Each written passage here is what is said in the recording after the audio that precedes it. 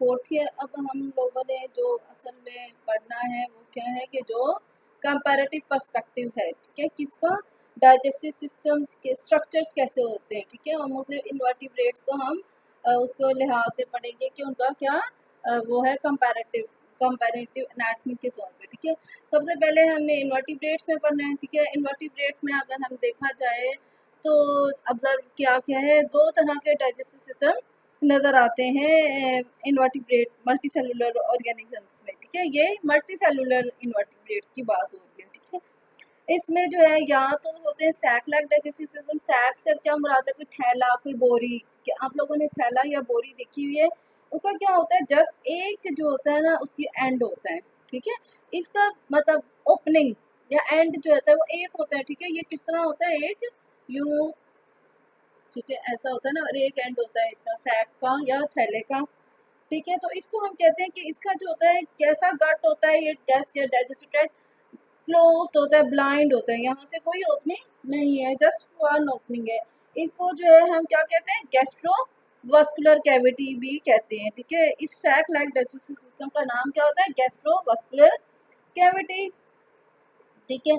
और food enter भी इसी से होता है, एक ही ओपनिंग से। और जब डाइजेशन के बाद वेस्ट प्रोडक्ट्स होते हैं या कुछ भी होता है, वाटर भी लीव करता है एक ही इसी से, और बाकी वेस्ट भी एंट्रेंस और एग्जिट के लिए एक ही होता है। तो इसके क्या कैरेक्टरिस्टिक्स है, एक तो ये हो गया वन ओपनिंग हो गया। जब वन ओपनिंग है तो हम इसको कहते हैं ये इनकम्प्लीट डाइजेस्टिव सिस्टम है, ठीक है। ऐसा सिस्टम इनकम्प्लीट कर आता है, ठीक है। अब इसमें लेकिन खास बात क्या है कि एक्स्ट्रा सेलुलर डाइजेशन भी होती है और इंट्रा सेलुलर डाइजेशन भी होती है, ठीक है। एक्स्ट्रा सेलुलर इस तरह होती है कि ये जो स्पेशलाइज्ड सेल्स होते हैं जो कि इसकी लाइनिंग बना रहे होते हैं, इस कैविटी की खास किस्म के सेल्स होते हैं, और इनके अंदर जो है वो कुछ ये एंजाइम्स बनाते हैं, ठीक है, जैसे डाइजेस्टिव एंजाइम्स होते हैं, और इस एंजाइम को इन सेल्स में इधर सिक्रीट कर देते हैं। जब फूड पार्टिकल इधर आते हैं तो उसकी पहले एक्स्ट्रा सेलुलर डाइजेशन होती है। जब एक्स्ट्रा सेलुलर डाइजेशन हो जाती है, जैसे कि ग्लूकोज है, मतलब कार्बोहाइड्रेट्स हैं, प्रोटीन्स हैं, जो भी है चीज़ें, वो सिंपलर अपने ही सब्सटेंसेस में डिज़ोल्व हो जाती हैं, यानी कि मोनोसेक्राइड में डिज़ोल्व हो जाए या इस तरह, ठीक है। उसके बाद यहाँ पे जो है और तरह की भी सेल्स होते हैं कुछ जो कि फैगोसाइटिक सेल्स कहलाती हैं, यानी कि ये जो सेल लाइनिंग है मुख्तलिफ किस्म के सेल्स हैं, ठीक है। कुछ स्पेशलाइज सेल्स हैं जो एंजाइम्स बनाते हैं, एंजाइम्स बना के इधर सिक्रीट कर देते हैं, और कुछ सेल्स हैं जो फैगोसाइटिक सेल्स होते हैं। फैगोसाइटिक आपको पता है कि जो कि जैसा वो एंडोसाइटोसिस के जरिए उन पार्टिकल्स को जो कि डाइजेस्टेड पार्टिकल होते हैं, पार्शियल डाइजेस्टेड फूड, उनको एनगल्फ कर लेते हैं, यानी कि अपने अंदर ले जाते हैं, और फिर इन सेल्स के अंदर जो है इंट्रासेलुलर डाइजेशन होती है, ठीक है। तो इसमें क्या है, एक्स्ट्रा सेलुलर डाइजेशन भी हो रही है और इंट्रासेलुलर डाइजेशन भी हो रही है, लेकिन जस्ट फर्क क्या होता है इसमें कि ये ओपनिंग एक होती है, इसमें कोई स्पेशलाइज्ड जो है टिश्यूज नहीं होते हैं, यानी कि जो डाइजेस्टिव सिस्टम है उसके अंदर कोई स्पेशलाइजेशन नहीं होती, तमाम सेल्स एक तरह से बिहेव करते हैं, ठीक है, इसके अंदर डाइजेस्टिव पैटर्न में। उसके बाद जो दूसरा ये बहुत जो है ना उनके अंदर मौजूद होते हैं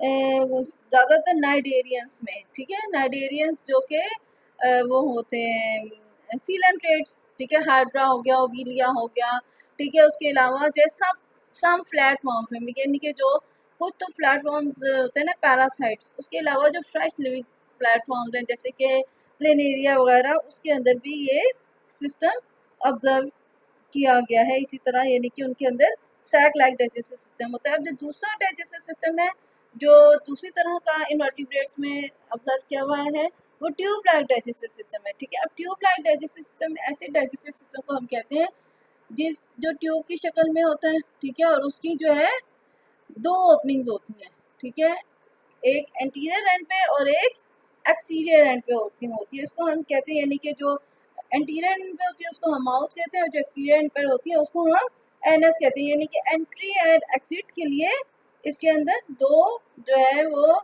ओपनिंग्स होती है, ठीक है। और ये अगर हम देखा जाए तो इसको हम कहते हैं कंप्लीट डाइजेस्टिव सिस्टम, उसको हमने कहा इनकम्प्लीट, और ये कंप्लीट डाइजेस्टिव सिस्टम में है। और ये किसमें ज़्यादातर नज़र आया है कि एशेलमेंथीस फर्स्ट जो अपीयर हुआ है वो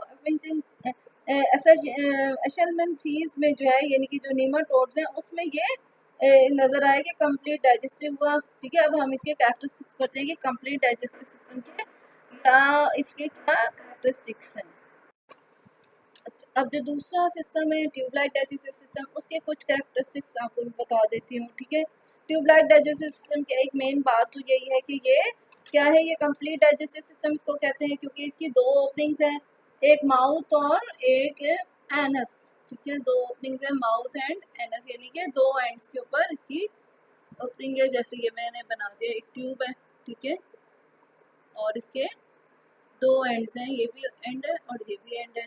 ठीक है, तो अब इससे क्या फ़ायदा होता है, इससे फ़ायदा होता है या बेनिफिट जो मिलते हैं या इसके करैक्टरिस्टिक्स जो है कि जब फूड यहाँ से जा रहा है, ठीक है, पहले जो इंजेस्टेड फूड है वो आगे चला गया, ठीक है, जो उसकी कुछ डाइजेशन हो गई, ठीक है, या इस में चला गया जहाँ पे अब वो वेस्ट बन गया, ठीक है, अब नया फूड जो जाएगा वो इधर जा रहा है, ठीक है, तो ये नहीं है कि वेस्ट वापस आए, ठीक है, तो वन वे फ्लो होता है इसकी वजह से, यानी कि ट्यूबलाइट डाइजेस्टिव सिस्टम की वजह से। ठीक है, वन वे फ्लो।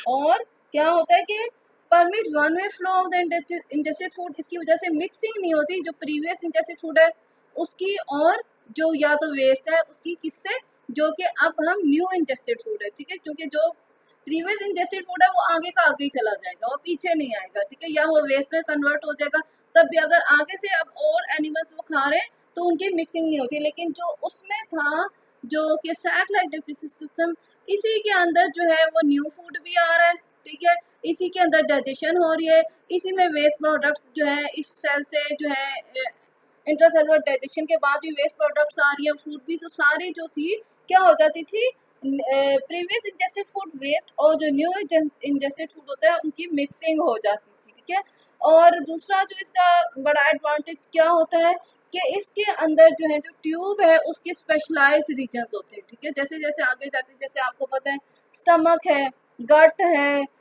उसको हम मिड गट कहते हैं, इंटेस्टाइन कहते हैं, लार्ज इंटेस्टाइन कहते हैं, इसको हम पढ़ेंगे।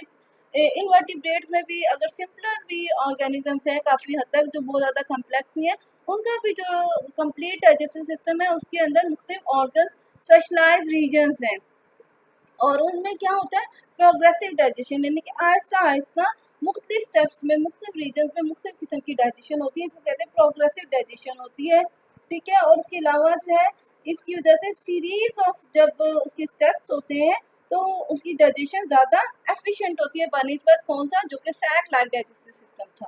ठीक है, इसकी वजह से क्योंकि प्रोग्रेसिव डाइजेशन हो रही है, सीरीज लाइक स्टेप्स हैं कि पहले एक होता है, हम उसको जब आप लोगों ने एफएससी में पढ़ा हुआ है डाइजेशन का, भी हम डिटेल में पढ़ेंगे तो आपको चलेगा कि पहले किसकी डाइजेशन होती है, फिर स्टमक में जाता है तो कैसी डाइजेशन होती है, उसके बाद इंटेस्टाइन में फर्दर डाइजेशन होती है, उसके बाद लार्ज इंटेस्टाइन में क्या काम होता है, किधर वो जो है वेस्ट प्रोडक्ट में कन्वर्ट होता है, अब्जॉर्प्शन कहाँ होती है, तो ये एक सीरीज में जब काम होता है तो बेटर डाइजेशन होती है बनिस्बत इसके कि जो कि एक की सिस्टम है, यानी कि सैटेलाइट जिसके अंदर कोई स्पेशलाइजेशन नहीं है। ठीक है, उसके अलावा लेकिन ये है कि ये जो ट्यूबलाइट डाइजेस्टिव सिस्टम है इसके अंदर मुख्तलिफ एनिमल्स में मुख्तलिफ वेरिएशन है। ठीक है, basic plane of the complete digestive tract जो है, यानी कि एक तो बात है कि माउथ है और एनस है, लेकिन उसके बाद उसके अंदर जो ऑर्गन्स है स्पेशलाइज रीजन वो किस तरह के हैं, हर रीजन क्या काम करता है, ये चीज़ डिफरेंट है सब में, और वो किसके ऊपर डिपेंड करता है कि वो एनिमल फूड कैसे हासिल करता है एंड वो क्या डाइट इस्तेमाल करता है। ठीक है, इसके ऊपर डिपेंड करता हुआ मुख्तलिफ जो है एनिमल्स उनका जो है कंप्लीट डाइजेस्टिव सिस्टम वो बेसिक प्लान वेरी करता है, हम उसको अब डिटेल में पढ़ेंगे। ठीक है, हमने जो है जो इनवर्टिब्रेट का भी तुमने पढ़ा ना, दो तरह के डाइजेस्टिव सिस्टम है, एक ट्यूबलाइक और एक इनकम्प्लीट डाइजेस्टिव सिस्टम। ठीक है, लेकिन अब हम तो बहुत वेरिएशंस है, और इसमें से हम अगर निकालते प्रोटिस्ट अलहदा है, तो अगर हम प्रोटिस्ट को भी शामिल करें तो हमने इनवर्टिब्रेट के डाइजेस्टिव सिस्टम को तीन कैटेगरीज में डिवाइड कर दिया है, दो तो इनकम्प्लीट डाइजेस्टिव सिस्टम है, ठीक है, और एक ये कंप्लीट डाइजेस्टिव सिस्टम है। और इनकम्प्लीट डाइजेस्टिव सिस्टम में एक जो है वो प्रोटिस्ट का है, ठीक है, उसको हमने नाम दे दिया है incomplete digestive system of protozoans. ठीक है, और ये एग्जांपल किसकी है, सिर्फ उसमें इंट्रासेलुलर डाइजेशन होती है। और नंबर टू जो है हम उसको जो पढ़ेंगे वर्टिब्रेट्स में, इनवर्टिब्रेट्स में कैसा, जो कि इनकम्प्लीट डाइजेस्टिव सिस्टम है, तो हम उसको बायोवेल्व की एग्जांपल के साथ पढ़ेंगे, यानी कि मोलस्क की, ठीक है। और जो थर्ड कैटेगरी हम पढ़ेंगे जो कि ये है ट्यूब लाइक या कंप्लीट डाइजेस्टिव सिस्टम, वो हम किसके लिहाज से, इंसेक्ट के लिहाज।